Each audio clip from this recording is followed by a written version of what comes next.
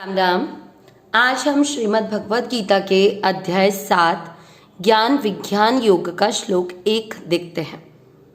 सबसे पहले भगवान की आराधना। ओम श्री।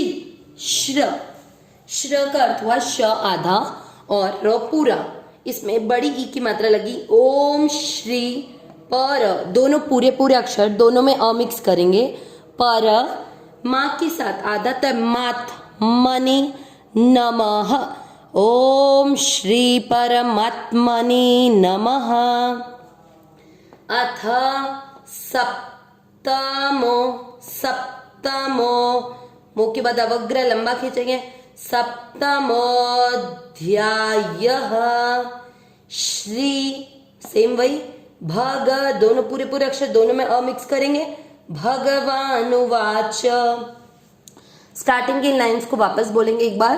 ओम श्री परमात्मने नमः। अथ सप्तमोऽध्यायः। श्री भगवानुवाच। पहला चरण, म के बाद आधा य, मय मय नहीं बोलना है, मय मय या। स के साथ आधा का सक, त पूरा त में अमिक्स किया सक्त। मैया सक्त, म में अमिक्स किया मना। आ की मात्रा तो विसर्ग को पढ़ेंगे हाँ, मना पा। इस चीज को इधर देखेंगे, ऊपर जो मात्रा आधा र और थ पूरा, पार्थ। पहला चरण वापस, मैया सक्त मना पार्थ। यहाँ ध्यान देना है कि ई नहीं है, मैं। दूसरा चरण योग, ग पे अनुस्वार आधा म, योगम। यू के बाद अनंग, इसका मतलब क्या हुआ, आधा है ना, तो इसका मतलब क्या हुआ, यू पे बिंदी लगेगी आधे न की। युंजन, युन जन, म पूरा म में अमिक्स किया, युंजन म। दा, अब इस श्र को देखेंगे राइट साइड में, इसका अर्थ हुआ श आधा और र पूरा। आधे अक्षर को पूरे के साथ पढ़ेंगे, दाश र पूरा, दाश रय। अ की मात्रा है तो विसर्ग को पढ़ेंगे ह, दाश रय ह। दूसरा चरण वापस, योगम युंजन्म दाश्रय।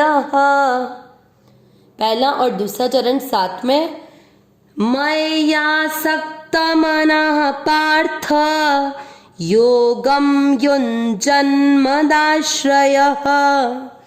तीसरा चरण असन, स पे जो बिंदी है इस शब्द के बीच में है, इसलिए इसको आधा न पढ़ेंगे।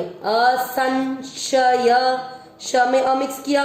य पर जो अनुस्वार है वो है आधा म। असंशयम, क्योंकि ये शब्द के लास्ट वाले अक्षर पर है। असंशयम, इस शब्द को उच्चारण करते हुए ध्यान देना है। कई लोग इस स को भी इस श का उच्चारण करते, असंशयम नहीं है, असन असंशयम। स म दोनों में अ मिक्स करेंगे, स म।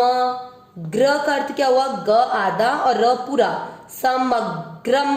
ऊपर अनुस्वार शब्द के लास्ट वाले अक्षर पर, इसलिए आधा म, समग्रम माम। ये माँ नहीं है हिंदी का, माँ पे अनुस्वार है आधा म, माम। तीसरा चरण वापस, असंशयम समग्रम माम। चौथा चरण यथा, य में अमिक्स किया, यथा ज्ञा के साथ आधा स, ग्यास यसी, ग्यास यसी। लंबा नहीं खींचना, मात्रा छोटी है इसलिए। तच, च त के साथ आधा च, तच। छ के नीचे री से ऋषि की मात्रा, इसको इधर देखेंगे। छ से छतरी आधा है, उसके नीचे हलंत है, और री से ऋषि की ये वाली मात्रा, इसको बोलेंगे श्री, श्रीणु। चौथा चरण वापस, यथा ज्ञास्यसि तच्छृणु। तीसरा और चौथा चरण साथ में, असंशयम समग्रम माम यथा ज्ञास्यसि तच्छृणु। पूरी श्लोक का उच्चारण एक साथ। ओम श्री परमात्मने नमः। अथ सप्तमोऽध्यायः।